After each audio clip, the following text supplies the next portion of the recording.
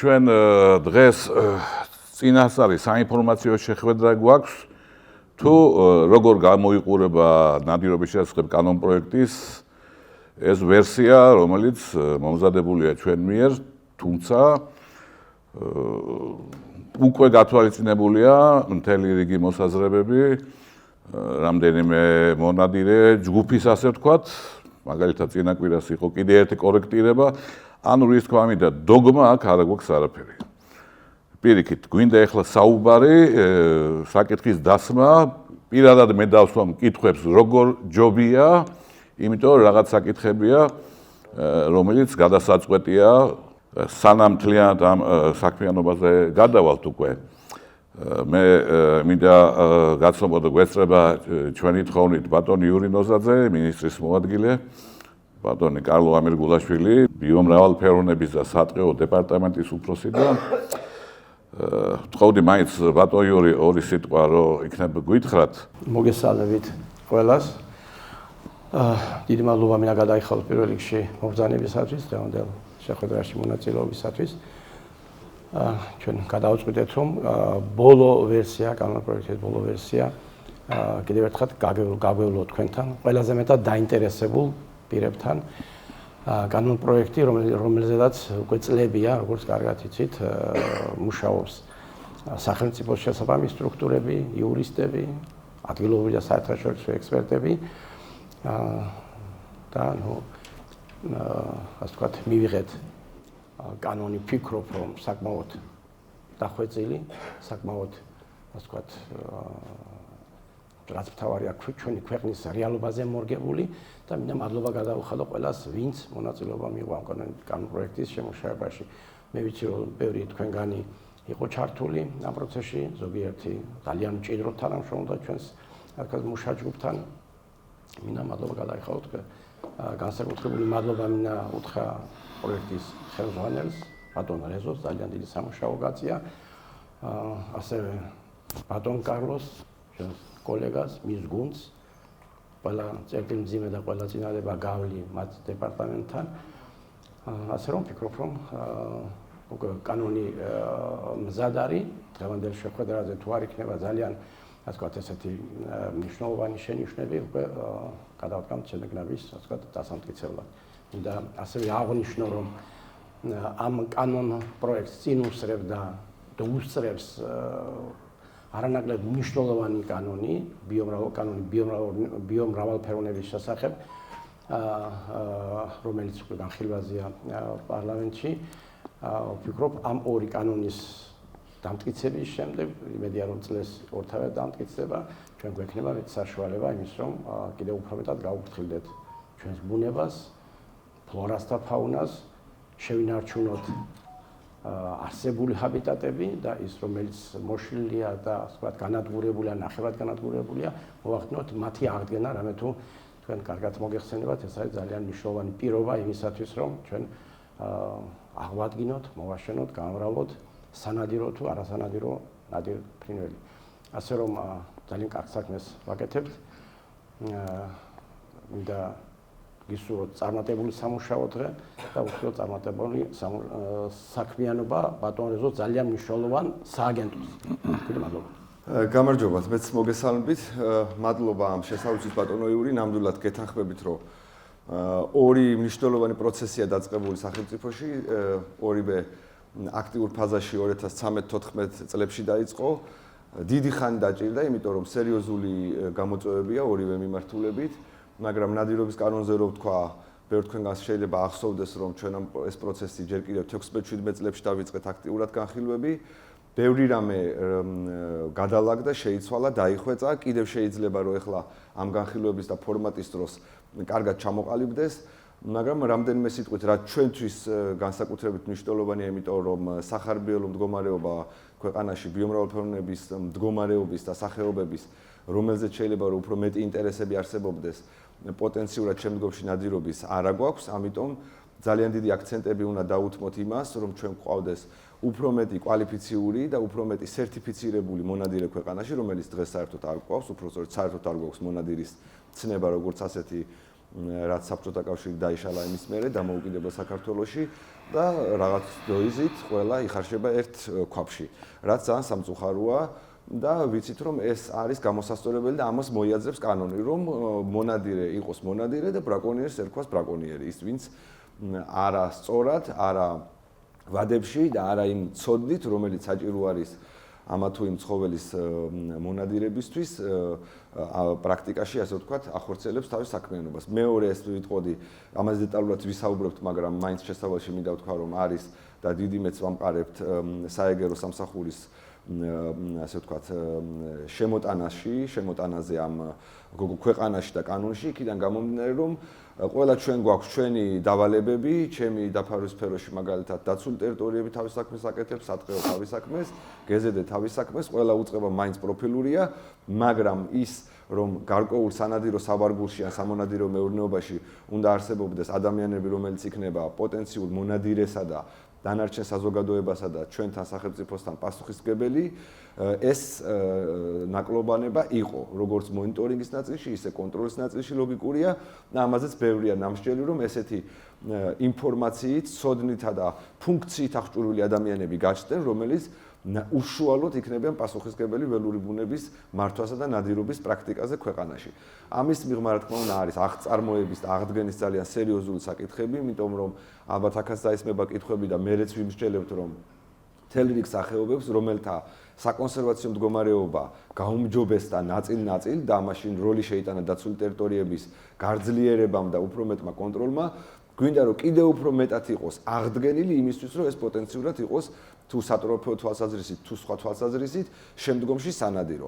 ანუ იდეოლოგია ბიომრავალფეროვნების კანონთან და ბმარად ბატონმა იური თქვა არის ის, რომ ჩვენ შევძლოთ მათ შორის მონადირეებთან და მათ შორის სამონადირეო პრაქტიკასთან, სწორ პრაქტიკასთან ერთად ის, რომ სახელმწიფოში ის სახეობები, რომელთა აღდგენაც მათ შორის განსაზღვრული არის ახლა, გაიზარდოს მათი პოპულაციები, შემცირდეს მათი საკონსერვაციო სტატუსი, აღარ იყოს თქვა წითელი ნუსხად, საერთოდ იდეოლოგია არის, რომ ნაკლები სახეობა იყოს წითელ ნუსხაში, არა იმიტომ რომ გვინდა რომ უბრალოდ გამოვყაროთ ნუსხიდან, არამედ იმიტომ რომ ეს სახეობები ისეთი პოპულაციურ რიცხოვნობას მიაღწიოს, რომ იყოს სახარბიელო მათი კონსერვაციული მდგომარეობა, როგორც ნადირობისთვის, ისე საერთოდ მდგრადობისთვის ამ პოპულაციის და არ გქონდეს მუდმივად იმის საფრთხე, როგორც ქურციკის შემთხვევაში ერთ დღეს საერთოდ არც ერთი ინდივიდი აღარ იყოს ქვეყანაში.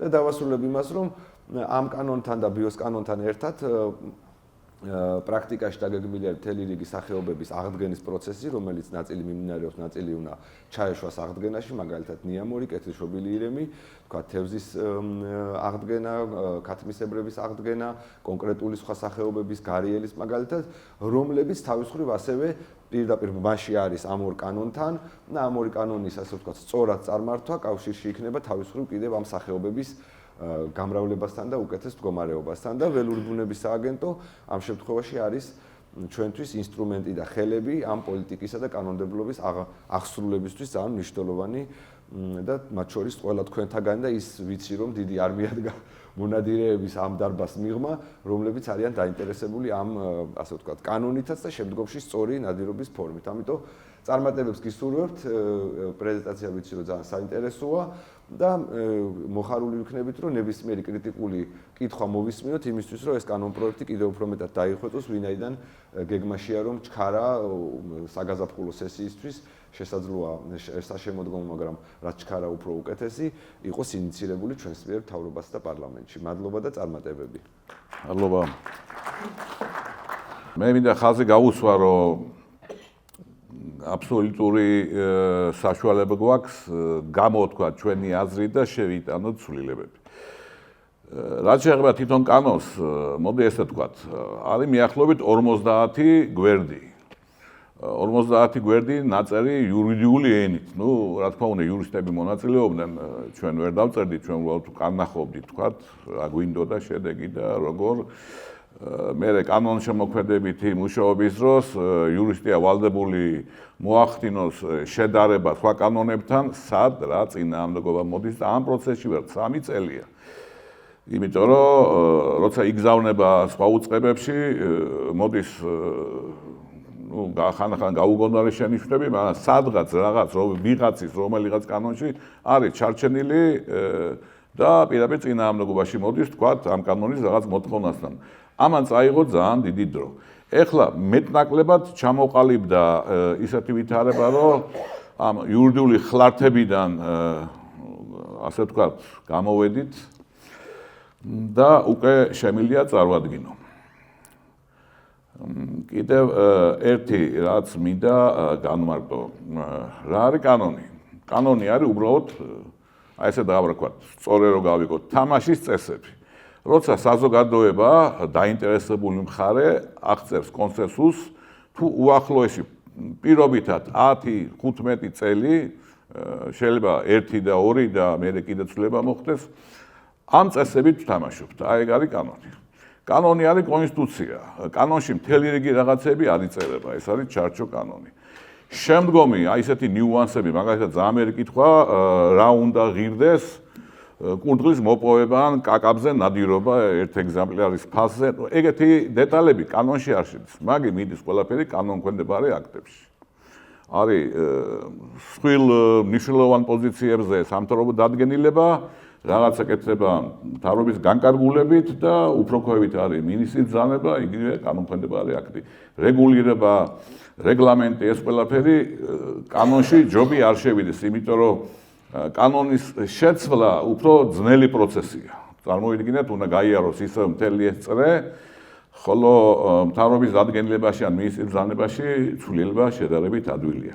თუ ისეთი კანონი ამყარებს, რომელიც ხელს არ უშლის რაიმე ლოგიკურ სურვილს. დავიწყებ მაშინ ახლო წარსულიდან, აქ დარბაზში ისეთი თაობა ვზივართ, რომ ალბათ ნახევარზე მეც ახსოვს როგორ იყო უწინდა რა გაფუჭდა. 1996 წელს საქართველოში მივიღეთ ცხოველთა სამყაროს შესახებ კანონი. გაუქმდა აი ეს ყველაფერი, ხოლო ცალკე მინისტრთა საბჭოსთან არსებული ნაკრძალებისა სამონადირო მეურნეობების სახელმწიფო დეპარტამენტი მთლიანად გახდა დაცული ტერიტორია და აქცენტი გაკეთდა ვითომ, რომ უნდა შეიქმნას სალიცენზიო სანადირო მეურნეობები და აწი ისინი მიხედავენ. კი ბატონო, ეგრეა. ბევრ ქვეყანაში ეგრეა. მაგრამ ამას ძალიან დიდი დრო უნდა და ფული. არც ერთი საშუალებაა ჩვენ ქვეყანაში, არც მეორესი. ამიტომ მივიღეთ ის შედეგი, რაც მივიღეთ. მაგალითად, არის ჯგუფები, რომელსაც აქვს სალიცენზიო სამონადირო მეურნეობა, მაგრამ ხო უნდა შეიყვანონ საიდანვე რომელიმე სახეობა და კანონი არ არეგულირებს მაგას. აი მაგალითად რომ მოინდომოთ თქვენ სანადირო მეურნეობაში შეიყვანოთ, გაამრავლოთ ირემი ვთქვათ, ან რომელიმე ესეთ სახეობა სხვა, მან არის აბსოლუტური სიცარიელი და ვერანაირად ვერავინ ვერ გადაგიწყვიტავთ მაგ საქმეს. თან ართულებს ვითარებას ის, რომ ჩვენი ბუნება ენდემურია, ქართული ენდემიკოსები არა, მაგრამ კავკასიის ენდემიკოსები ყავს ბევრი და თქვათ იმ ირმის შემოყვანა, რომელიც უამრავია ცენტრალურ და აღმოსავლეთ ევროპაში, ის არის სხვა ქვესახეობა და აქ შემოყვანა არ შეიძლება. წარმოიშვება ჰიბრიდი და დავკარგავთ ჩვენს ქვესახეობას. აი ეგეთი პრობლემებია და აი ამ კანონმა როცა მიიღეს და პრაქტიკულად ალტერნატივა მხოლოდ ეს დატოვეს, ანუ რეალურად დაუცველი დატოვეს. მონადირეთა გაერთიანებაც გააქრეს, რომელიც სხვა შორის მაშინ თითქმის საბიუჯეტო ორგანიზაცია იყო თითქოს საზოგადოებრივი, მაგრამ მხარდაჭერა სახელმწიფო ბიუჯეტიდან ჰქონდა. და კონკრეტულად საბიუჯეტო სამონადირო ინსპექცია ორივე გაქრა და მივიღეთ ეგ შედეგი. მათ შორის მივიღეთ შედეგი კიდე მტაცებლის აი რაღაც აბსურდული გამრავლება, განსაკუთრებით ტურაზე და მგელზეა საუბარი. რასაც ხელი შეუწყო კიდე დამატებით კლიმატის ცვლილებამ და ტურა ისეთ ადგილებში გამოჩნდა, სადაც არ იყო 70-იან 80-იან წლებში, თქვათ, მაღალმთიან ზღულისხმობ, იგივე თქვათ, ასპინძაში, ახალქალაქში, ამბროლაურში.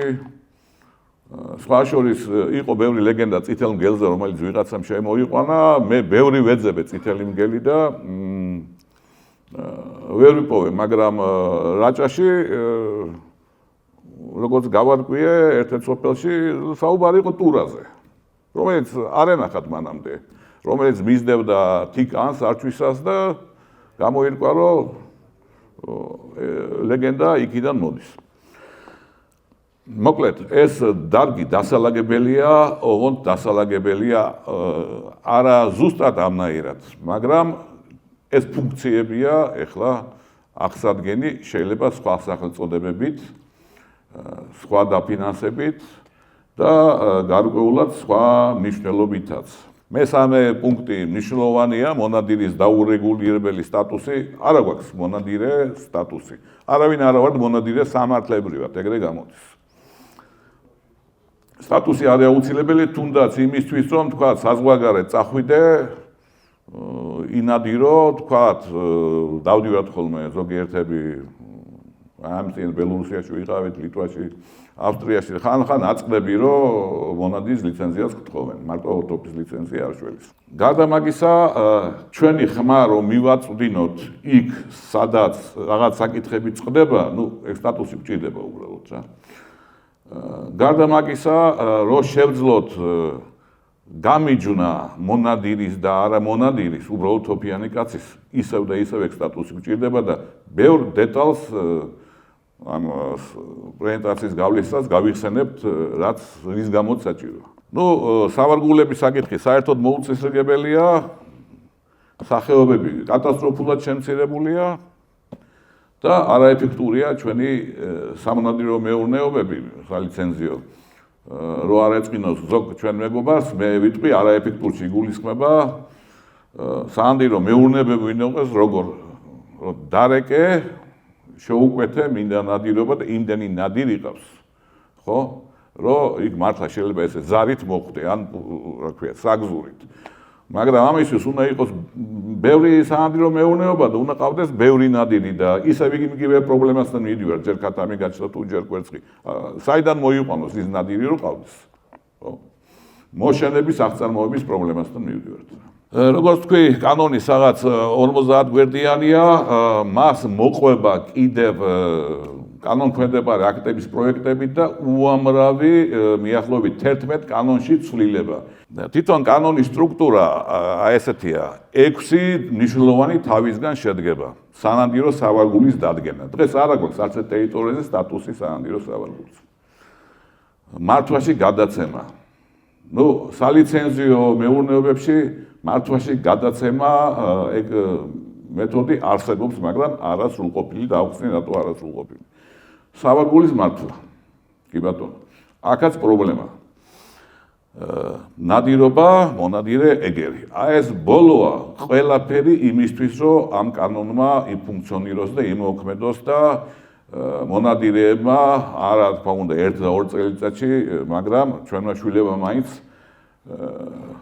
აქ ბევრი ახალგაზრდა ზის, მაგრამ 62 წელში ვარ და ამიტომ უფრო აქცენტს მომავალ თაობაზე ვაკეთებ. ინადირონ და მათ დროს იყოს ჩლიკოცანი სახეობები. ყველაზე მთავარი მოთხოვნადი სახეობები. ჩლიკოცანი სახეობები და ქათმისებრი სახეობები იმდენი და ძალიან ბევრი იყოს მოკლედ, რაც მე ნანახი მაქვს ძალიან ბევრ ქვეყანაში. 50 გვერდი ორად წავიკითხოთ, აი ძირითადი ცვლილებები. ეგ არის პირველი არის მონადირის სერტიფიცირება, როგორც თქვი, ეს არის აუცილებელი რამ. სანადირო მეურნეობები სალიცენზიო აწი მოხდება მათი წინასწარი პროექტირება და შემდეგ აუქციონზე გატანა. აქამდე დღესდღეობით როგორ არის გეტყვით, ჯერ კიდე ეს კანონი მუშაობს, რომ მოიწერება ვიღაცა, მინდა ამ და ამ ტერიტორიის სანადირო სალიცენზიო მეურნეობად აღება. ზოგადად წერია გავაკეთებ ამას და ამას, შემდეგ ეს ჩამოიდგენს ყველა სააგენტოს, დეპარტამენტს, მაგალითად სატყეოს, დაცული ტერიტორიების ჩვენთანაც მოხდება გარემოსრულ სააგენტოში. თუ არავინ არაა წინააღმდეგი, მოკლედ ჩაინიშნება აუქციონი და გამარჯვებულს აუქციონზე ეძლევა 1 წელი, რომ წარმოადგინოს მართვის გეგმა. ანუ რას გააკეთებს? ესე იგი, სახელმწიფო იძახის, რომ ჯერ გაძლევ, აი ეგრე იყო 96 წლის კანონიდან გამომდინარე. და მერე გეკითხები რას გააკეთებ. ამას წარმოშვა ის, რომ ბერმა ვერ იმუშავა, ბერმა სალიცენზიო მეურნეობამ, მარტო აი ზოგიერთებია თინზე ჩამოსათვლელი, რომელსაც მართლა სანადირო მეურნეობა შეიძლება დავარქოთ, თუმცა ის პრობლემა აქვს, წერან ვახსენე, რომ სახეობები არ იციან საიდან შემოიტანო. სადაც 12 ლიცენზია ამასობაში გაუქმებული. იმიტომ რომ იქ იყო ხარ ძროხა და ცხვარი და არ იყო იქ ნადირი და არც უცდიათ. ეგეთი პრობლემა იყო. აწი მოხდება პირიქით. ძველი ლიცენზია ყველა ძალაში და ვადაშია და ჩვეულებრივად გაგრძელდება, ახალი ლიცენზირება მოხდება პირიქით. მოძებნილი იქნება სააგენტოს მიერ სანადირო ლიცენზიით გასაცემად ვარგისი ადგილები. დაქირავებული სპეციალისტების დახმარებით. დაპროექტდება, აქ რა შეიძლება იყოს, აქ რა უნდა გაკეთდეს, უნდა იყოს მარტო გარეული ღორღილეშველი, თუ უნდა იყოს თქვა გარეული ცხვარი და ნიამორი, თუ უნდა იყოს მარტო კაკაბი და გნოლი, უხეშად გეუბნებით. ლანდშაფტის, კლიმატის მიხედვით, ფართობით დაიგეგმება და შემდეგ გავა აუქციონზე. რომ მე არ ვიტეხო თავი ეს რამქენი რატომ მივაცით იმას მარტო კამეჩი ყავს. ეგეთ შემთხვევები იყო. საზოგადოების სავარგულების დადგენა. ეს არის რაც უმრავლესობა მონადირეს აღელვებს, მათ შორის აგერ მე და გიორგისაც შემოვადგილეს, იმიტომ რომ არა ვარ შეძლებული ხალხი, რომ ავიღოთ თქვათ სანადირო სალიცენზიო მეურნეობა გქონდეს ჩვენი და თუ ძალიან გაერთო სახელმწიფო ტერიტორიების გაცემით სალიცენზიო სანადირო მეურნეობად შეიძლება მოხდეს ისე, რომ აღარ დარჩეს ადგილები, სადაც ტრადიციულად ნადირობდით. მიხვდით? ანუ წინასწარ მოხდება სავარგულებისთვის მიკუთვნება. თუ არის ტრადიციული ადგილები, თქვა ტყის კატარზე ნადირობის, სურაფრინველზე ნადირობის, წერზე ნადირობის, მაქსიმალურად ამ ადგილებს ვერ და არ უნდა შეეხოს ეგ საკითხი ლიცენზირება. უამრავი ადგილია დამიჯერეთ საქართველოში, სადაც შეიძლება სანადირო მეურნეობის გაკეთება. განსაკუთრებით მთები, არა მარტო კავკასიონი იმისი მიმდებარე, არამედ სამხრეთი საქართველოს მთები, რომლებიც არის პრაქტიკულად ცარიელი, სადაც სულ-მცირე 4 სახეობის ჩლიქოსანი ცხოველი უნდა იყოს. ადგილობრივი სახეობების აღწარმოება აგერ დავიწყეთ 2016-ში, ჯეჯოებით, ხოხობი, კაკაბი, გნოლი. არ ვაწარმოებთ ძალიან ბევრს, რაღაც 2000, შარშე მეგონი 4000 ხოხობი იყო გაშვებული, თქვათ 500 ერთ წელს, 1000 მეორე წელს კაკაბი. ეხლა გნოლზე აქცენტი და გნოლიც მაგრა ოდენობაზეა, მაგრამ რეალურად თუ ეს დაფინანსდა და ვერ დაფინანსდება, თუ კანონი არ იქნება, მიმოხდით. აი ეგ არის კიდე. თუ ეს დაფინანსდა ყოველწლიურად, არ ვიცი, 20000 ხოხბის, 10000 კაკბის და გნოლის გაშვება წინ არაფერი არ უდგეს. მაგას უნდა უბრალოდ მეტი ვოლიერები, მეტი რაოდენობით ინკუბატორი და მეტი ვეტექიმი და მოვლელი. აი ეგ არის ფულთან მიდის. სირთულე მან და არ არის. რაც შეეხება ჩლიქოსნებს, მან ცოტა ნელია პროცესი, მაგრამ როგორც მარწმუნებენ ჩვენი სხვა ქვეყნის მეგობარი მონადირეები, სხვა ქვეყნების, მაგათ უკვირთ, რატოა ჩვენთან ეკითხება, ირემი მრავლდება ძროხასავით, აი მაგ ფრაზით მელაპარაკებიან, არჩვი მრავლდება თხასავით. რატოა თქვენთან ეგ პრობლემა? ნუ ეხლა თლათ ყველაფერს მეც არ უხსნედი. საეგერო სამსხური. აი რამე ნადირობა რო დაუშვათ, რა ნადირობაც აკრძალულია დღეს, მაგალითად ყურდღაზე აკრძალულია, მაინც ყველა ნადირობთ, ყველა ვიცით, ყურდღაზე აკრძალულია, მაინც ნადირობთ. აბსურდია, როცა ერთ-ერთ წინა ხელმძღვანელს რამდენიმე წელს უკან ვესაუბრებოდი, ნუ ეგ ისა ქათმისა და კვერცხის ამბავია, რომელიც გაჩნდა პირველად. ეგ უნდა გავაჩეროთ. ადამიანები არიან სხვადასხვა სანდარბაში, რომლებიც იძახიან მანადირე, კანონიერად გადავიხდი ფულს, ახლა მილიონს ნუ დაადებ და ხო არის რაღაცა ლოგიკური გონივრული ზღვრები, დავადოთ ეს ფული მანადირე კანონიერად. გვინდა მაგის გაკეთება, ფული შემოვადა, ის ფული ისევ აღწარმოებაში წავა, ვერ ვაკეთებთ, რატო კანონი არ აქვს. და ეგ არის სწორედ ინდივიდუალური ლიცენზია. ესე იგი, ამ კანონ პროექტით 3 ტიპის სავარგული გვექნება.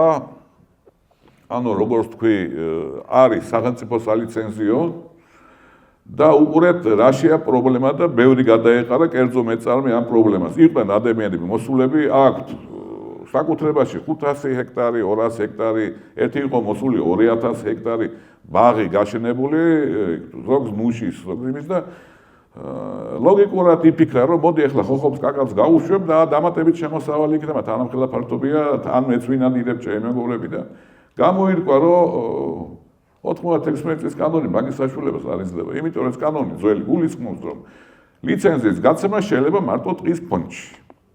და 2011 წელს ტყის ფონდიდან ამ ორი ცხეს ყველა მინდორი მოაშორეს, გადაწეს სოფლის მეურნეობას. ნუ მივიღეთ აბსურდული სურათი. ცხოველი ძირითადად ცხოვრობს ტყის პირას, მინდორში, ძირითადად უხშირად ნადირობთ მინდორებში, დილაა და საღამო მინდორში, ღამე გამოდის მინდორში და იქ თუ მოკალი შეიძლება პრობლემა შეგიქმნას. იმ კანონით ეგეც აბსურდია. ამიტომ დაუშვით მეორე ვარიანტი, ეს სიახლეა, კერძო ლიცენზია. ანუ კერძო პირი, მიწათ ფლობელი ან თავისთვის, ან მისი თანხმობით სხვა აიღებს ლიცენზიას და შეიძლება გაზარდოს თავისი მცირე ფართი, თქვა ტყის ფონდში, რომელიც არის. მიგვხვდით? თან კერძო ლიცენზია ყოველგვარი აუქციონის გარეშე, იმიტომ რომ ეს მის საკუთრებაა, ხო? ან მე ვიღებ ჩემთვის და უარს სამინისტრო არ ეტყვის ამ კანონის მერე, ანუ ვაძლევ სხვას თანახმავა, რომ აი ჩემი მეგობარი მოვა და მივანიჭოთ. და ლიცენზირება უკვე იძლევა იმის უფლებას, რომ რაიმე სახეობა შეიყვანო და აბსოლუტურად კანონიერად მოიპოვო ან გაამრავლო. ტერიტორიული კუთვნილების საკითხი რამოდენიმეა, ეს სახელმწიფო ტყეა, ეგ არის კიდე მუნიციპალური ტერიტორია, ეს არის საძოვარი, სახნავი, ანუ ყველგან შეიძლება იყოს საზოგადოებრივი სავარგული და ეს სტატუსი დროულად თუ არ მივიღეთ, მე გეტყვით რა შეიძლება მოხდეს. ჩვენ სოციალიზმიდან წამოვედით 25 წელია ვშორდებით, ფლად ვერ დავშორდით, მაგრამ მივდივართ მაინც იმ კერძო საბაზრო ურთიერთობისკენ, რომელსაც კაპიტალიზმი ქვია, ეხლა უფრო ისე მობიერად მოიხსენიებენ. ყოველ შემთხვევაში კერძოა. ნებისმიერ შეუძლია მისი საკუთრება შემოღოს. გავა 10-20 წელი და შეიძლება მივიდეთ სადაც ნადირობდით, დაგვხვდეს ღობე. ამ დროს რაც შიგნით ვიღაცის საკუთრებაში მოძრაობს, ის მის საკუთრება არ არის. ის არის სახელმწიფო საკუთრება. ის არის ჩვეულებრივი, როგორც ბუნებრივი წიაღი, ეგეთივე რესურსი. ამიტომ რაღაც დაცვა გჭირდება. და ძველ კანონში არანაირად ეს განხილული არ არის. ახალ კანონში ეს განხილულია. ტერიტორიები დაიყოფა, სავარგულების სტატუსები, ნომრები მიენიჭება, მთელი ბაზა შეიქმნება და მერე წავა განხილვები, სად შეიძლება გავაკეთოთ სალიცენზიო მეურნეობა, რა თქმა უნდა, საჯარო იქნება და უფრო მეტი წილი ალბათ დარჩება აი ესე საზოგადოების სავარგულად და იქ რომ მანიპულირება მოხდეს, თქვა ნადირობა ხოხობზე, კაკაბზე, კურდღელზე, შველზე, გარეულ ხორზე, იქ ვიღაცა უნდა იყოს, ხო?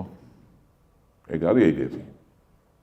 ანუ ახალს არაფერს არ ვიგონებთ, ეგ არსებულია, ადრე არსებობდა, რაღაცას ვიღებ ძველიდან, რომელიც არსებობდა და რაღაცა მოგვაქვს ევროპულიდან, არაფერი რაღაცა განსაკუთრებული ჩვენ აქ არ გვაქვს. ეხლა ბევრი განხილვა იყო, შეხვედრები იყო ხორვატიაში, თქვათ, ლიტვაშიც, ესპანეთში, უნგრეთში, სლოვენიაში, ავსტრიაში და გერმანიაში და აღმოვაჩინეთ ეგეთი რამე, რომ მინიმალური ზოგან იყო 1000 ჰექტარი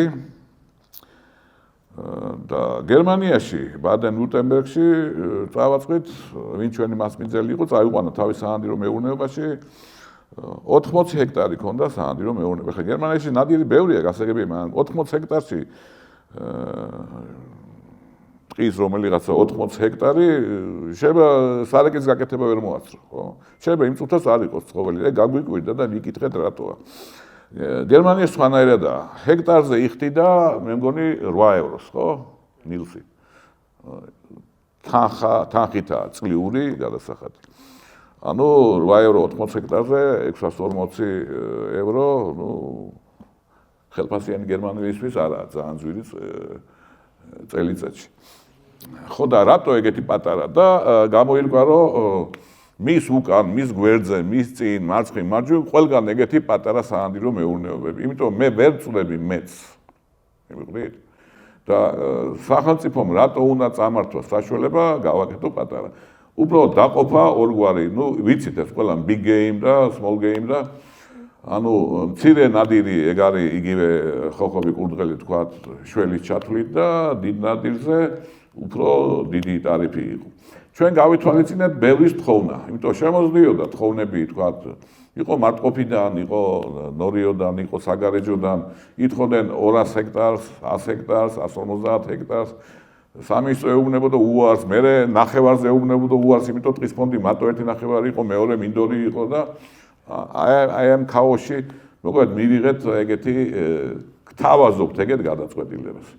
რომ ადამიანი მოერიოს ფინანსურად, ხო? ჩვენ არა ვართ მდიდარი ქვეყანა და მონადირეებში როგორც წესი საშუალო ფენაა. მინიმალური ფართობი მცირე საანდილო მეურნეობისთვის იყოს 50 ჰექტარი. ლიცენზიაზე ვლაპარაკობ, გნებავთ სახელმწიფო ლიცენზიაზე, რომელიც აუქციონით გნებავთ კერძო ლიცენზიაზე, რომელიც მარტივი ადმინისტრაციული წარმოებით წესით ნაკლებად. და შესაბამისად მსხვილზე 200 ჰექტარი. ეგ იძლევა საშუალებას, რომ თავისიც კონდეს და ვიღაცასთან კოოპერირება გააკეთოს.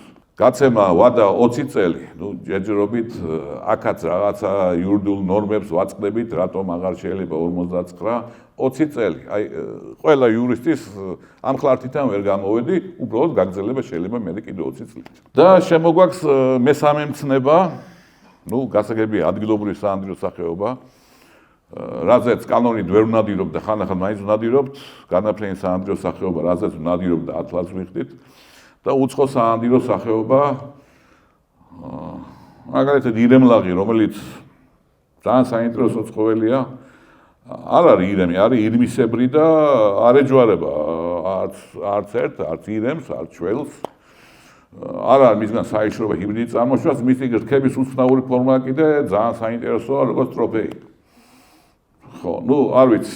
მოკლედ, შეღობილ სივრცეში ჯერჯერობით შეღობილ სივრცეში ეგ სახეობა უნდა დაუშვათ, მე მით უმეტეს ეგ არ არის მთის ცხოველი, ეგ არის ჭალის ცხოველი და დაბალი ზონის ბუჩქნარის ძალიან ცხელი ადგილიც არ უყვარს მას და მაინც დაბალი მთები, ეგეთი და იდეალური საანდილო ცხოველია რა, მოკლედ ვთქვა, არც შემოყვანაში არ არის პრობლემა, როგორც ვიცი. იგივეა გარეული ცხვარი მუფლონი, ძალიან საინტერესო ცხოველია. თან საინტერესო არის ირემლაღი. არის ყველგან, პორტუგალიაში, ჰოლანდიაში, ბრიტანეთში, არგენტინაში, ზელანდიაში, აგერ ჩეხეთში, სლოვაკეთში, ყველგან. საქართველოში არ არის და წარმოშობილი არის ირანიდან, ჩვენი მეზობელი რეგიონიდან. ხო. არ ვიცი, ახლა წინააღმდეგობა რატო გაგვიწიეს, აი ვერ ამიხსნია რა. მუფლონი ისტორიიდან ირკვევა, რომ იყო ჩვენთან. ეგ სამხრეთი თიანეთის ცხოველია, ამოვწყვიტეთ. ეხლა აქ ადამიანები ამოწყდნენ სამხრეთ თიანეთში და საქართველოს სამხრეთ მოსაზღვრე ტერიტორიებზე და ეხლა გარეული ცხვარზე დაემართებოდა, რომელიც ჯიხვივით არ იყო და 5000 მეტრზე ვერ ადიოდა ხო კლდოვანში. ზურა გურიელიძემ ზოოპარკის დირექტორმა ეძება, ძალიან დიდი თხოვნა ჰქონდა მასთან და იპოვა ცნობა, რომ 1800 რომელიღაცა წელს რაც ცნობილი ბოლო იურიდიულად დადგენილი ეგზემპლარია მოპოვებული იქნა აგერ იალღუჯას სერზე. უბრალოდ მაშინ ეს ისეთი წლებია, რომ რუსთავი პატარა სოფელია რაღაც ბოლოში და თბილისიც ორტაჭალამდე მოდის და ეს იყო ველური ადგილი, მით უმეტეს მაშინ სამხედრო პოლიგონი არ იყო და ხმაური და სროლა. იალღუჯაზეა მოპოვებული გარეული ცხვარი. ეს გარეული ცხვარი მუფლონი ასევე ადვილი გასამრავლებელი ცხოველია და არის ის სომხეთშიც, აზერბაიჯანშიც, თურქეთშიც, ირანშიც. რატო არ უნდა იყოს ჩვენთან? საერთოდ ეს ისეთი ცხოველია, რომელსაც შეღობვაც კი არ ჭირდება. უნდა შემოვიყვანოთ. ანუ გავაჩინეთ მესამე ჯგუფი. ნადირობა რა არის, ჩვენ ვიცით ყველამ. ეგ სხვებისთვის წერია, მაგრამ თვალი გადავალოთ მაინც. მაგალითად, აი მესამე წერტილი და პუნქტი საზოგადოების სავარგულში ადგილობრივ სახეობაზე ნადირობა არა გადამფრენზე დაუკვირდით შესაძლებელი იქნება იმ შემთხვევაში თუ ფლობს კანონით დადგენილ უნიკალურ ნიშნებს მქონე სპეციალურ ლუქს ფლობს ამას აუხსნით შემდეგ სლაიდზე ნუ გადამფრენზე ვიცით როგორ არის და სალიცენზიოში მისი მეპატრონის თანხმობა ჭირდება ბუნებრივია ევროპაში გარკვეული დოზით ყველგან ნადირობენ დაცულ ტერიტორიებს იქ არადებს ეგეთი გაუგონარი ტაბუ როგორც ჩვენთან. მაგრამ სხვა შემთხვევაა, იქ დიდია პოპულაციები. მიმოხდით? ეხლა ჩვენ როგორც ხედავთ, დათვის პოპულაცია და აღმოსავლეთ, ანუ ეგეთ წოდებული დაღესტნური ჯიხის პოპულაციაც არ არის მცირე.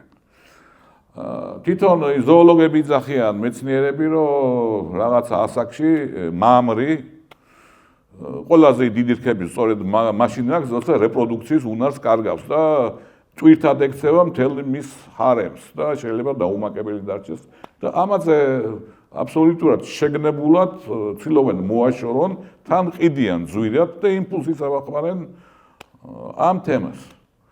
ხო და აზდაცული ტერიტორიების სააგენტო არ წავიდა მაგის წინააღმდეგ. პირიქით. მოეწო მეგიდია, ნუ ჩვენ უთხარით რომ ეს თანხა თქვენ დაიტოვეთ და აქ თხოვთ თანხას, უბრალოდ ეს გავაკეთოთ, იმიტომ რომ ამდენი წელია ამრავლებთ თქვა ირემს ბორჯომხარაგაულში, ბიჭო, რატო არ გამოდის გარეთ? ხო, რაღაცა არ იზრდება პოპულაცია, რაღაცაშია საქმე. რაღაცა იქ ცუდადაა, სისხლის აღრევა, ინბრიდინგია, რაღაცეებია და ან შეება ფურირემია და მაკე არ რჩება და უნდა დამაკდეს ხო და ეხლა რაც შეეხება მონადირის აი სერტიფიცირებას. სამი კატეგორია. ჩვენ ვართ A კატეგორია ძირითადად, იმიტომ რომ გადამფრენზე ვნადირობთ, ახლავს ვიხდით. გაჩნდება B კატეგორია, რომელსაც დაშვება ექნება კარაბინით ინადიროს და ადგილობრივ სახეობებზე ინადიროს. პლომბის შეძენის შემთხვევაში ვთქვათ, ადგილობრივ სახეობებზე ინადიროს.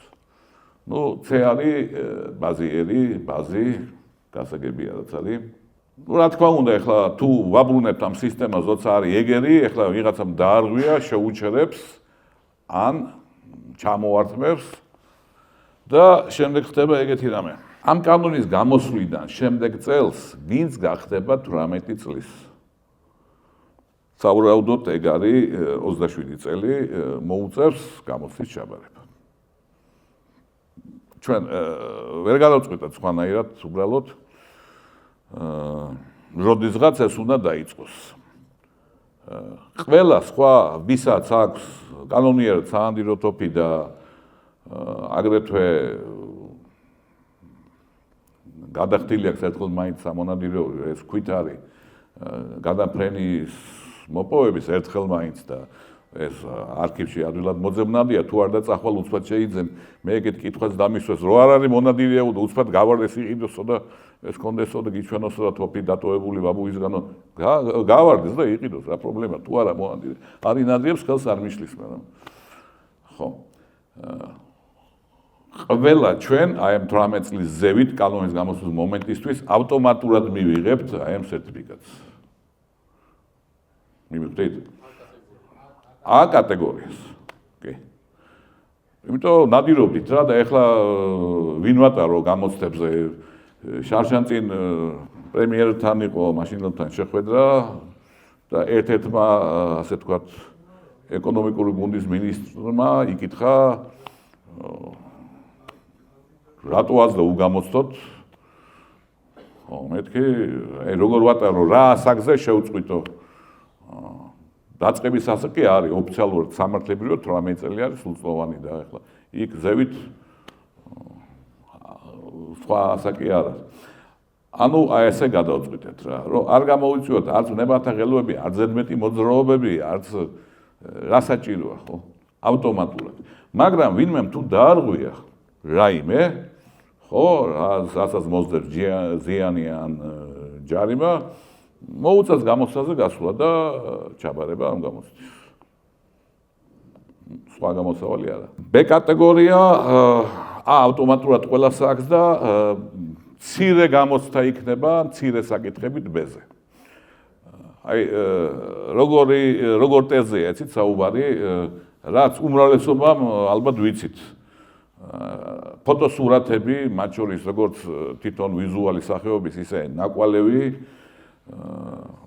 შეიძლება ხმა და ეს რა არის, ესეთი მარტივი რა და იმიტომ რომ თქვენ შეხვედრიათ ალბათ თოფიანი კაცი, რომელსაც უთქვია რომ შველი ირმის შვილია და ნუკრი ირმის შვილიშვილი, ხო? შეხვედრიათ დარწმუნებული ვარ. ბევრჯერ შემხვედრიათ. უარესები მომისმენია, კი ბატონო და საჭირო იქნება მაგ შემთხვევაში ძალიან ისეთი მამალი დედალი ხოხბის განსხვავება და კაჭკაჭს როდებს Facebook-ზე და ხოხობი გონია ან კიდე რაღაცას კლავს წვანე კოდალას და დიდი ჩიტი მოვკალი რა ჩიტია მეგობრები ხო ნუ დაჭირდება რა აი ესეთი მარტივი გამოცდა. გამოცდა ჩაატარებს სააგენტო. როგორ ანაირად ჯერ არ ვიცი ეს მექანიზმი არ ამოფიქრებული ალბათ ეს იქნება კომპიუტერები სხვა რეგიონებში რაღაცა ოთახი როგორც ალბათ იარაღის ეგ მექანიზმი რთული არ უნდა იყოს. ნუ ნადირობის წესების დარღვევა შეჩერდება და აღდგება გამოცდის ჩაბარების შემდეგ. ეს ბავარიაში გადავიღეთ. საერთოდ ძალიან საინტერესო ვითარება იყო. ტყიდან გამოდის ორი მონადირე გოგო, მოათრევენ ამ ბურვაკებს, უკეთებენ პლომს, მერე გამოდის კაცი პაპკით, ხსნის პაპკას, წერს რაღაცას აწერინებს იმ გოგოს ხელს, მეთქი რა ხდება ვეკითხები რომ ჩათვლა ჩააბარაო. მეტყევე იყო სტუდენტი რა. ეს კი თავისი კარბინით ოპტიკური იარაღით ჩათვლა ჰქონდა, გამოცდა ჰქონდა ნადირობაში. ნორმალურია რა. ძალიან საინტერესოა. ძალიან სიმპათიური ორი გოგო და ასე გითხეთ იყო 22-23-ის. ეს არის პლომბი, ესე იგი მეორეჯერ ვერ გამოიყენებ. ვერანაირად ვერ გამოიყენებ მეორეჯერ. ეს უკეთდება, ფრინველზეც კეთდება თქვა ყელზე, ნუ ნადირზე ადვილი გასაკეთებელი ხან. წყერს, წყის ქათამს და იღებს ეგ არ ჭირდება, გადამფრენს ეგ არ ჭირდება. იყო ვერსია სამინისტროში, რომ ნაწილი იყოს აუქციონი, ნაწილი იყოს ლოტარეა. ხო, აი წინა კვირას მონადირეებთან იყო მთლიან ჯგუფთან შეხვედრა და იქ გთხოვეს რომ მოდი აუქციონი არ გვინდა, სულ ლოტარეა იყოს. მივხვდით, თან პირველ ეტაპზე შეიძლება პირველად გაიცეს სულ 1000 შველის პლომბი და მსურველი იყოს ბევრი, ხო? თქვა 2000 კაცი და ვინც ფულიანია ის აუქციონში 10 იყიდის რა, ხო?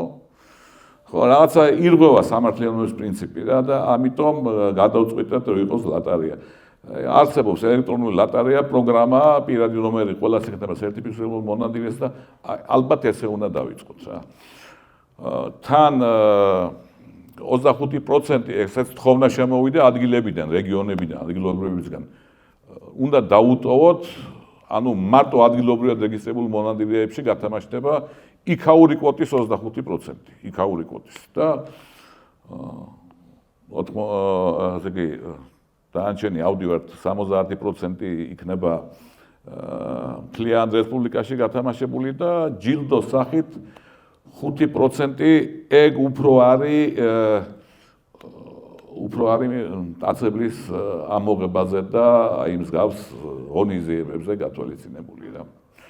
იმიტომ რომ მაგალითად ყოველ წელს ყველა მუნიციპალიტეტზე აგერ ბატონი კარლო წერს 5 მგლის კვოტას და 10 ტურის და ამოღება არ ხდება. ხო და ამიტომ რაღაცა ჯილდო უნდა, როცა ჯილდოს აკეთებ. ბატონო? ჯილდო იქნება ამოიღება. ხო, ჯილდოს როცა აკეთებ, თქვენ გახსოვთ, ხო ეხლა კამერები ვიღებს დიდ აფიშირებას არ გავაკეთებ. 3, 4 და 5 წლის უკან იყო რაღაც ღონისძიება, იმან იმუშავა. იმან იმუშავა და ეგრევე შეეწყო ზოგიერთ სახეობებს რა. განსაკუთრებით კურდღელს. ხო, არ გამოდის დაინტერესების გარეშე რა. კიდე ერთხელ ვიტყვი რომ ტურის პოპულაცია, აი როგორი შემთხვევა იცით და კიდე მოყვება ეხლა მაჟზღარბა. მაჟზღარბა არაა საშიში, მაგრამ აი ეს შედარებით დაუცველი ცხოველი ისე კალიბრი მაზამაიც კი ვერ იცავს. აი ასევე მოიწევს შუა აზიიდან კავკასიაში. ვერ განგაჩნდა უკვე საქართველოში და ტურა გავიდა კავკასიიდან და როგორც უნგრელი სპეციალისტი გვეუბნებოდა ველური ბუნების ფაკულტეტის დეკანი მიკლოშ ხელტაი გენეტიკური ანალიზი ჩავატარეთ, შევადარეთ თურქეთის, ბალკანეთის, კიდე მე მგონი ირანის დნმ სიცლით და საქართველოდაა მოსული თქვენი ტურა მოსული უნგრეთში. რაღაცა ამ თოვლის ნაკლებმა ნალექმა და დიდხანზე ვარდებს, დიდი თოვლი გამოიწვია, რომ წავიდა და ეხლა მოდის უწყვეტად, იმიტომ რომ აქედან კი არ წავიდა, კიდე მოდის ჩვენთან და ზედმეტი გადადის. მოდის ირანიდან, პაკისტანიდან, ხო? მუდმივად უნდა რეგულირება მტაცებელს. სხვანაირად ჩლიქოსნებს ვერ მოვაშენებთ. ამაზე ბევრი საუბარი იყო ილიაუნთან, სხვა მეცნიერებთან, ჩვენთან სამინისტროში. ამ მოწყვეტაზე არაა საუბარი. რეგულირება არის აუცილებელი.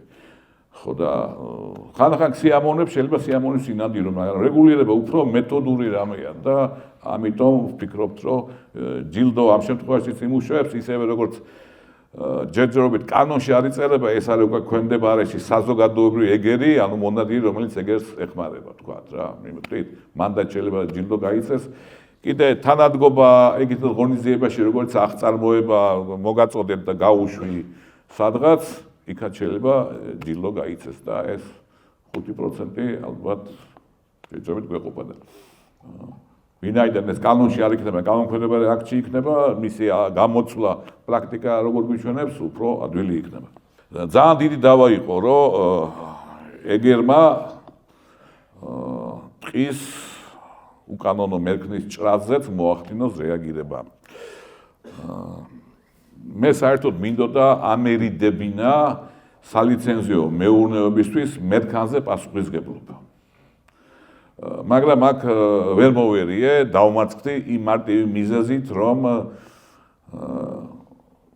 საქართველოში ტყიცველი სავარაუდოდ და არის ეგ პროექტი უნდა იყოს 1200 გამომდინარე 3500 ჰექტარი კაცზე და უნდა ქონდეს ალბათ ნორმალური ხელფასი, ხო, რაღაცა 1000 ლარი და ხო, რაღაც ეგეთ ცოტა მეტი კიდე და უნდა ქონდეს. იმიტომ რომ მერქანი თვითონ შემოსავლიანია, ფასეულია და ყავს 400 ტყიცველი, რომელსაც აქვს 720 ლარი ხელფასი, ნუ აბსურდია და ამიტომ თხოვნა შემოვიდა სანამ ეს რეფორმა ჩატარდება სატყეოში, როგორც გეზერდე გვეხმარება, როგორც რეინჯერი გვეხმარება, ეგერის დაგვეხმაროს. მაგრამ წარმოიშვეგეთი პრობლემაა. წარმოიდგინეთ, გავიგე რომ ვიღაცები წასულები არიან დათვზე, ეგერებმა გაიგეს დრონებით და თერმული ოპტიკებით და გაიკიდნენ და ამ დროს გზად შემოხდა ურემი უკანონოდ მოჭრილი მორებია დატვირთული. უნდა გაჩერდეს იმათ თავი დაანებოს და მორები ამოწყოს და ზიანი წეროს, ხო, არ გამოვა. ამიტომ სამართლებრივად გამოიძაბნა ეგეთი გამოსავალი. ეგერი ვალდებულია ფაუნის შემთხვევაში და უფლებამოსილია ასევე მერქნული რესურსის და თევზჭერის შემთხვევაში, რომ პრიორიტეტი იყოს მისი ფაუნა. ხო, არ ვიცი, ეგ ჩანაწერით გავაჩინეთ საეგერო სამსხურში მიღებაზე, უპირატესობა მიენიჭება სერტიფიცირებულ მონადირეებს, მაგრამ იქ რაღაცა კიდე მოთხოვნა იქნება, რაც შეეხება ფიზიკურ ფორმას. ხო, ნუ გასაგებია, ზიანსაც გამოწერს, ჯარიმასაც, თუ მერქანს წააწყდა ზედამხედველობაში ატყობინებს, ეს მისი აღჭურვილობაა, ეგ აუცილებელი აღჭურვილობა ეგერს კიდე ექნება, როგორც პატრულს სამხარე კამერა. აუცილებელია. ნუ სერტიფიცირება ზოგადად ეგ შეიძლება შეიცვალოს, არ ვიცი 1500 საკითხი, აქედან 30 კითხვა ბილეთში, მაგრამ ეს საკითხები ძირითადად მაგალითად აი 1500-დან მე დარწმუნებული ვარ 1400 ამ დარბაზში მსხლომება იციან. ეგერი სხვა შემთხვევა მას 30 საკითხი არ შეხვდება, მას მოუწევს 1500-ივე საკითხში გამოცდის ჩაბარება. მან ყველაფერი უნდა იცოდე. და კიდე პლუს თევზჭერაზე და ზიანზე. არა ვარ დიდარი ქვეყანა სამწუხაროდ და ამიტომ მთავრობამ შემოგთავაზა აი ეს ეტაპობრივად საეგერო სამსხურის გაჩენა. ეგ ძალიან არ მიხარია, მაგრამ ნუ ფულთანაა დაკავშირებული რა. ფიქრობთ, თუ კანონი დღეს მივიღეთ 26-ში ქვემო ქართლი და სამცხე-ჯავახეთი რატომ? იმიტომ რომ ეგ ძალიან გვეწვის რა, მე მგონი ყველას მწყერი. და ის გაუგონარი რაღაცები რაც ხდება რა. თავისი მანოკით და კიდევ სხვა რამით როცა რამდენჯერ ყოფილა მისულ ვართ, ღამე არავინ დავჭით, დილით სეზონი გაიხსნა, სადაც კილომეტრი ნახევრიდან, რომელიც მინდვიდან გვესმის თითქოს ომი იყოს, ისეთი სროლა და ჩვენ დავდივარ და ცარიელია მინდორი, იმიტომ რომ ვიღაცა მთელ ღამეში მოკრიფა მწყერი, მაგრამ ორნითოლოგები უფრო ცუდ სიძახიან. მარტო ეგ არ არის ვიღაცა მოკრიფა. ეგ არის სიგნალი, რომ წავედით. და ყველა შემთხვევაში ის ნაწილი ხო გადარჩა, ყველა შემთხვევაში დაღამებას ელოდება და იქიდან გადადის. და როცა ცხიმის მარაგი არ აქვს, ის არ არის მზად ამ გადასვლისთვის და ბევრი იღუპება, ბევრი კიდე რჩება ის ჩოჩორი მინდორში უპატრონოთ და აი ეგეთ რაღაცას იწვევს და ყოველ წელს ნაკლები და ნაკლები იქნება მწყერი ეს მანოკი რაღაცნაირად თუ არ აგზავნეთ ის რომ ესთეტიკური ნადირობაც აღარ გვექნება ეს კიდე ცალკე თემაა. მოკლედ სააგრო სამსხური პილოტური გვექნება ალბათ 26-ში ქვემო ქართლის სამცხე-ჯავახეთი და მერე ნებისმიერი გადანაცვლება შეიძლება. შეიძლება სამეგრელო და გური ამოვიტანოთ ზევით. იმიტომ წყანცურავზეც ეგერი დაგჭირდება. 26 არის ქვემო ქართლის სამცხე-ჯავახეთი, 27 არის კახეთი, 28 იმერეთი. აგერ არის გრაფიკი რა. ყოველ შემთხვევაში ეგ რითია გამოწვეული, ეს გამოწვეული იმითი, რომ ფული უნდა. და ეხლა ყველაზე მთავართან, რომელზეც კამათი და მსჯელობა დაგჭირდება, არის ესეთი მოსაზრება ჩვენ კანონ პროექტში და არის კიდევ სხვა მოსაზრება ხელმძღვანელობისგანაც, რომ ეს გადასახადი 10 ლარიანი გახდეს 50 ლარი 31 წლის ჩათვლით. ოღონდ 10 ლარი წავა ისევ იქ, სადაც მიდიოდა. ანუ ეგ არის ცენტრალური ბიუჯეტი არაფერი ნადირობას და მის განვითარებას არ ხმარდება.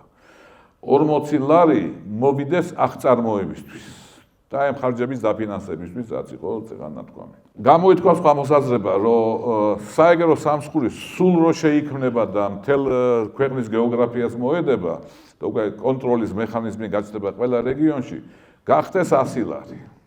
ანუ 10 ლარი და 90 ლარი. ყოველ შემთხვევაში გასული 5 წელი გვანახებს სწორე ხარჯავენ იმპულსზე ყოველთვის მე და გიორგი არ ვიმუშავებთ. შეიძლება ვიღაც ხმა იმუშაონ, ხო?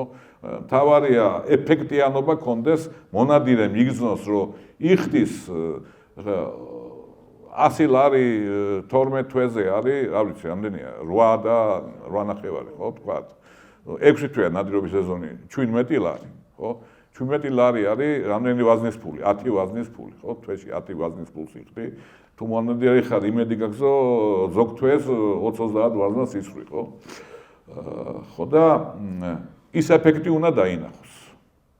რომ ეს ვიღაცამ ეს ფული არ ჭამა და ნამდვილად ხდება გაშვება კაკმისაც, ხოხბისაც, გნოლისაც, ხდება ხელშემწყობი ღონისძიებები შulis, კურდღლის და გარეული ღონისძიების გამრავლებაში და ხელშემწყობი ღონისძიება ძირითადი არის ორი.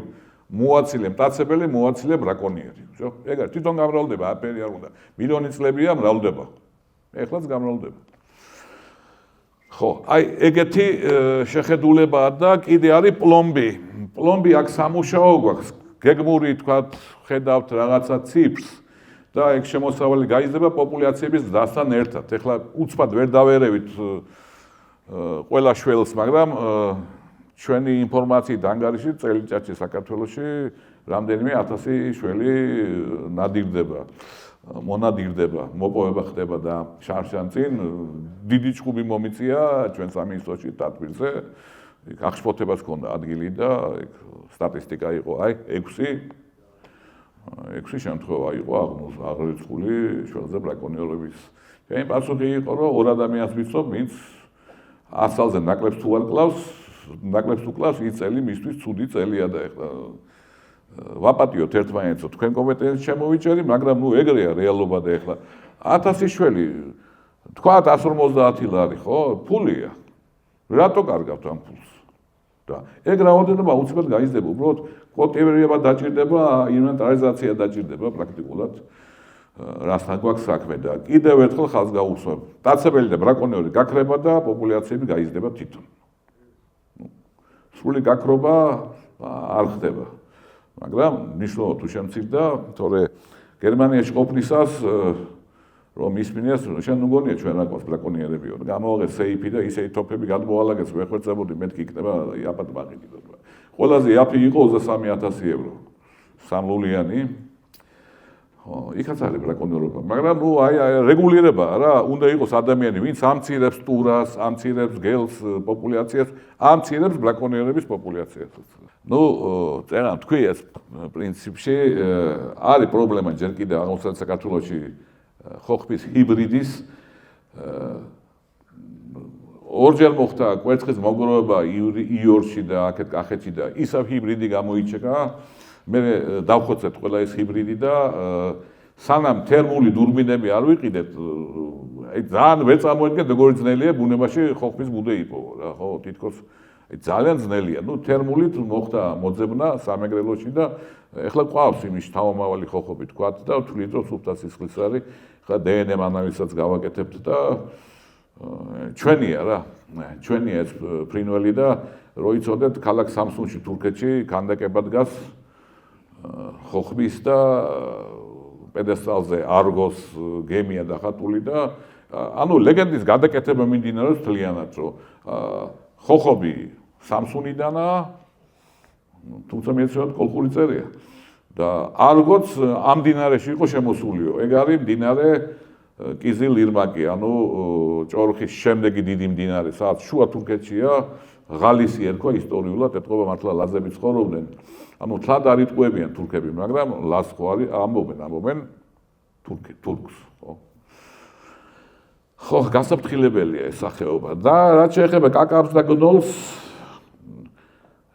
ცოტა განსხვავებულია ევროპული კაკბისა და გნოლისგან ჩვენი. ამიტომ ვერ შემოვიყვანეთ, აქაც იგივე პრობლემა იყო და ჰიბრიდის პრობლემა აქ არ არის. კაკაბი კარგად მრავლდება, გნოლს ეხლა ვამრავლებთ. სხვა შორის ვინაიდან სააგენტოს ჰქონდა მცირე ბიუჯეტი,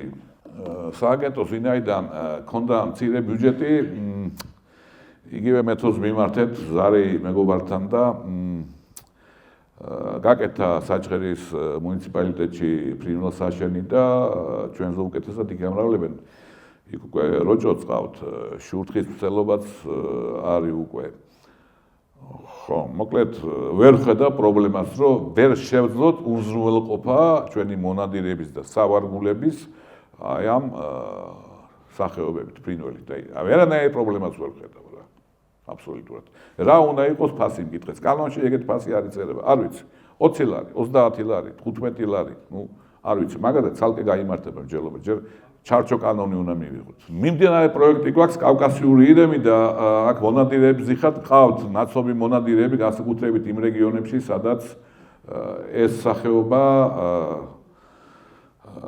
ცხოვრობს, ხო? ძალიან ცუდი მდგომარეობა გვაქვს. ზოოლოგების დათვლით, უბრალოდ ზოოლოგები ითვლიან 800-900 ირემს. დაცული ტერიტორიის რეინჯერები კამათობენ როგორ გეკადრებათ 1500-ია, თითქმის ორჯერ მეტია. ორივე ეს ციფრი საშინლად ცოტაა. აგერ ერთად ვიყავით ლიტვაში და რო ვკითხეთ ლიტველს რამდენია ირემი, 110,000 ირემი მიახლოებით 60,000 ცხენირემი. ჩვენი ზომის ქვეყანაა. აფხაზეთს და იმას თუ არ დავთვლით, თითქმის ჩვენი ზომის ქვეყანაა. მოსახლეობა თითქმის იგივე 1500 ირემი და 110,000 ირემი და პლუს 60,000 ცხენირემი, არ ვიცი. გამოწვეულია ბრაკონიერობით. კიდე ვიცით ორი ადგილი დღესაც ნადირობენ, გუშინაც ნადირობდნენ. ეგ არის ცოტა აჭარის მიმართულებით და ცოტა საირმეს მიმართულებით ორივეგან მიდის ნადირობა. სხვა შორის სიტყვას მოვაყოლებ, რომ საირმე აიღო პიროვნებამ, ისევე როგორც გოგი თოფაძის ხონებულის ყოფილი ნაკრძალი ივრის ჭალები აიღო კომპანიამ. ეს პირველადაა ორი შემთხვევა, რომლებსაც ფული არ ენანებათ და ხარჯავენ. ძალიან გახარებული ვარ. აქვთ ხო, აქვთ, კი ბატონო, აქვთ ბატონო. აქვთ და ხარჯავენ და მოწადინებულები არიან, რომ ეს ყველაფერი გააკეთონ და ისევ იგივე პრობლემის წინაშე გაჩნდა დავდექით. ბატონი კარლოს ვერ მეხმარება, საიდან ავიღოთ სადედე ირემი, სადედე ნიამორი, სადედე მუფლონი, მოკლედ კანონი უნდა მივიღოთ რა. სხვანაირად არ გამოვა. ჩვენ ვაკეთებთ შვედების ფულით ირმის საშენს მანგლისის თავზე, ალგეთის დაცულ ტერიტორიებზე, სადაც ოღროჩოღორ ადგილია, შევარჩიეთ ადგილი, იმიტომ რომ წყარო უნდა ქონოდა ბუნებრივი ორი და უნდა ქონოდა როგორც სამხრეთი ფერდა, ისე ჩრდილოეთის ფერდა, რომ თოვლში იქით დგება სიცხეში აქეთ და უნდა ქონოდა მინდვრები, რომ მარტო ტყე არ აწყობს ირემს და აი ესეთი ადგილი შეირჩა ცოტა მაღალზე მოგვივიდა სადაც 1400-1600 მეტრია, მაგრამ ირმის ადგილია და ეხლა ორმაგი ღობეკეთდება მანდ და ირემიც ყავს, ზოოპარკმა მოაგროვა თავისი ინიციატივითაც და ჩვენი თხოვნითაც ირანიდან, ჩრდილო-დასავლეთ ირანში არის კიდე ჩვენი ირემი, ირანიდან, ბორჯომიდან, ერთი-ორი ზოოპარკიდან, იმიტომ ზოოპარკებს ყოველთვის მკვეთრად პასპორტიზირებული ყავთ საერთოდ დნმ-ის დონეზე სახეობა და ახლა ალბათ ივლისში პირველ 12 წელს გავუშვებთ თავისი შეღებილ ტერიტორიაზე ორმაგი დაცვის ქვეშ თავისი ყველაფრით ვიდეოკამერებით, ამ GPS გადამცემებით 2 წლის შემდეგ ამ დაცული ტერიტორიის ფართობი არის 8000 ჰექტარი, როგორც ზოოლოგები იძახიან 800 ირემს დაიტევს. ანუ თითქმის იმდენს ამდენიც ყავს და ყოველ 2 წელიწადში ერთხელ მოხდება რაღაცა ნაწილის გაშვება ბუნებაში. რა თქმა უნდა, მაგაცი უნდა უძღოდეს მტაცებლის ამოღება, იმიტომ რომ ვაჟი დათვით საშიშია ბიზნესთვის რა. ნიამორი არის ჩვენი შემდეგი სამიზნე. ნიამორი არის ძალიან უცნაური პოპულაცია კავკასიონზე, თუშეთშია და გამოჩნდა უკვე ხევსურეთში. გასაკვირად ძალიან კარგად და სწრაფად მრავლდება. ერთ-ერთი ყველაზე ეფექტური მეთოდი აღმოჩნდა, როცა ადგილობრივ მაგარ მონადირეს და მაგარ ბრაკონიერს აიყვანს სამსახურში რა. აი ეგ მოხდა თუშეთშიც და ხევსურეთშიც. აიყვანეს ცნობილი მონადირე და დააკმაყოფილეს ახლა იქ ხელფასი რაღაცა თავისი აღჭურვილობით მანქანა, საწვავი ხო და ყველა დაწუნებულიო ის ამაზე ანადირობს, იმიტომ რომ შედეგი დადო. ხევსურეთსკენ ჭინჭარაულია გვარად, იქით გვარი ახლა ზუსტად შეიძლება არ თქვა, მაგრამ დარბაზში არის ადამიანი, ვინც იტყვის. შედეგი დაიდო. ამ მეთოდზე წასვლა იქნება აუცილებელი ყველგან. და ეს არის უკვე სახელმწიფო პროგრამა, აქ სახელმწიფო შეპირებულია ფულის გამოყოფას. ეხლა მიმდინარეობს ნიამორის პროექტირება. 2 ადგილია დაგეგმილი, ერთი არის თეთრობის აკვეთილი, ეგ არის ახალქალაქსა და ასპინძას შორის ქედი. აკვეთილი, ანუ ნაწილობრივ დაცული ტერიტორია. ერთი ზოგადად რო ვიცოდეთ, კანონი უცბად არ შედის ძალაში. მიმხვდით? კანონის რომელიღაცა მუხლი შედის ჯერ ძალაში, თქვა მონადირის სერტიფიცირება. მერე საეგერო სამსხური უნდა ამუშავდეს, რომ პლომბით ნადირობა შევძლოთ. მიმხვდით? იმიტომ იქ ეგერი უნდა იყოს. ეს ერთი თემაა, მეორე თემა, მოდი წყანსურავზე პირდაპირ გადმოვალ, ვიცი ყველას აქვს ეს კითხვა. მე აგიწერთ რა პრობლემაა და როგორ შეიძლება ამას გვერდი აუაროთ ისე რომ ყველაფერი კანონიერად იყოს რა. რამდენიმე პრობლემაა. ერთი რომ ყავს ჩვენ ქვეყანაში, მე ვიტყოდი ძალიან კაი ორნიტოლოგები, მაგრამ ეგეთი პოზიცია აქვთ, რომ ამ დროს უკვე დაწყვილებულია და ზოგადად ცნობილია, რომ წყვილი რო ირღვევა, ის ვეღარ მრავლდება. მეორე უფრო დიდი პრობლემაა, ეგ არის ჩვენი პოპულაცია. ის ჯავახეთის პლატოს პოპულაცია, აი ეგრე ქვია. ეგ არის არა მარტო ჯავახეთის ცნობილი ტბები, არამედ იქით სომხეთში არპილიჩის წყალსაცავი და იქ არის მიმდებარე კიდე ეგეთ ჭარბტენიანი ტერიტორიები, ერთნაირი ლანდშაფტია ზუსტად და გადმოდის თურქეთში, აი რომ გადადიხარ თურქეთში კარწახის გზით, იქაც ჯავახეთივით კლიმატია და იქ არის ჩილდირის ტბა, საკმაოდ დიდი ტბა და აი ეს პოპულაცია ცხოვრობს მანდ. მანდ არის გარეული ბატიც, მანდ არის 6 სახეობის იხვი. კიდე არის ძალიან უნიკალური და იშვიათი იხვი, ესაა გარიელი, შავი იხვი. თუ გახსოვთ რუსული საბჭოთა პერიოდიდან მახსოვთ ტურპან, რომელიც არასოდეს არ მომიკლავს. ტურპან. რომელიც არის მარტო ტაბაწყურზე, ის გაქრა ჩილდრის ტბაზე, გაქრა ფარავანზე, გაქრა ყველგან და მარტო ტაბაწყურზეა კუნძულზე. 51 და 52 განეთს შორის, ეს ევროპიდან აზიამდე, არსად არ არის წყამსროვი ფრინველების პოპულაცია. ეს არის უნიკალური პოპულაცია. სამწუხაროდ შესწავლილი არ არის. ანუ ცივდება და ეხლა ჯავახეთში ადრე იყინება ხო და მიდის და რაღაც ზამთრობს, შორს არ მიდის. იყო 1-2 დარგოლის ცდელობა გარიელის სხვა იხვების არ ყოფილა ჯერ კვლევა და ეს კვლევა ჩაასწარებელი. ანუ მიდის ალაზანზე, მინგეჩაურზე, იქით თუ მიდის შავ ზღვაზე. გარიელი ცნობილია, მიდის ჭოროხთან სადღაც და აი ლაზეთის ანაპიროზე, თითქმის სამსუნამდე იქ იზამთრებს. ყოფილა შემთხვევა, რომ თბილისის ზღვაზეც უნახავთ, იხვია რა, აირი ამით იქით გადაფრინდა იქით.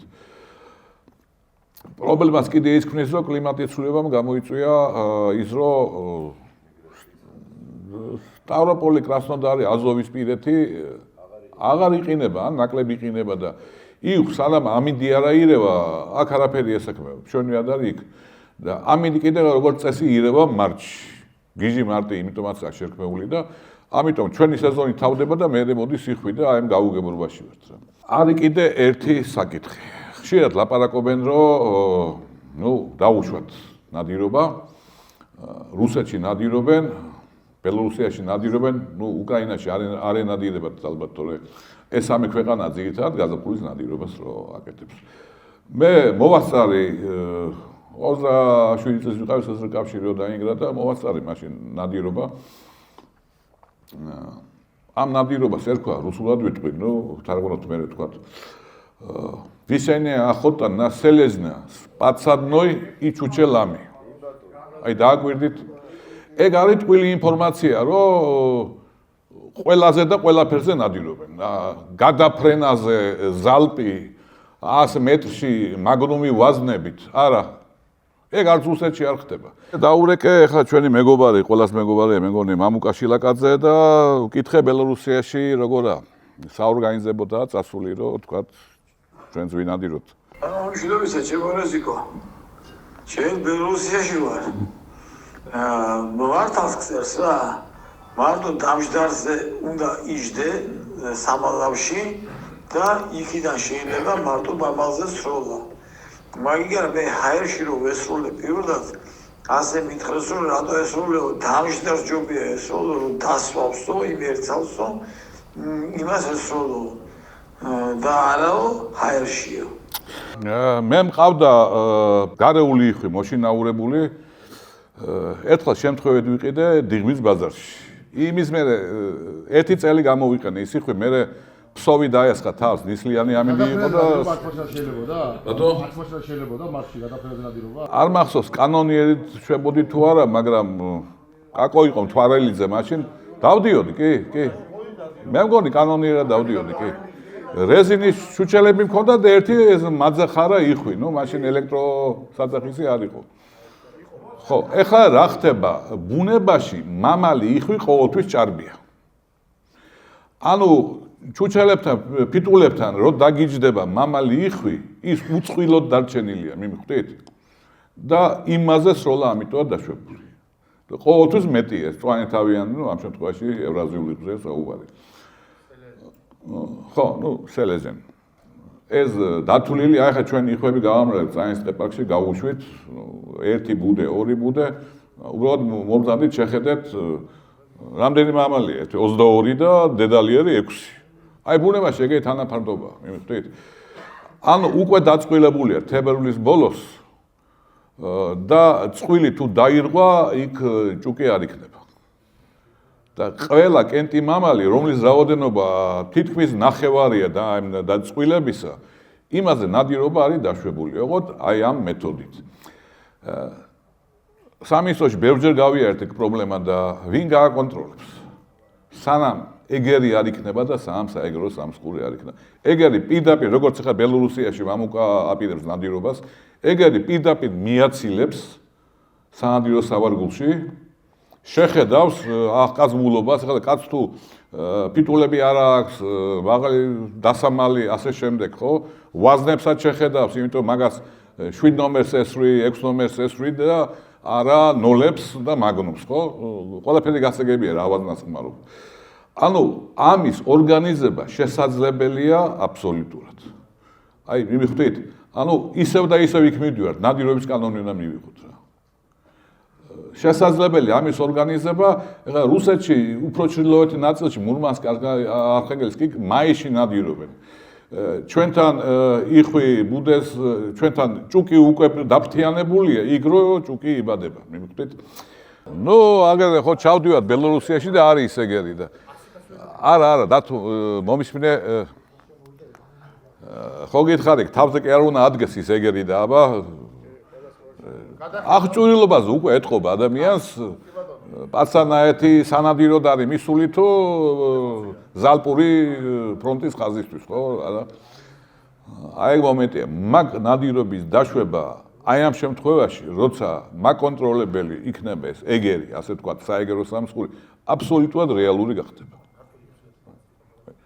და როგორმე უკვე იმ დანარჩენს მოვერევით.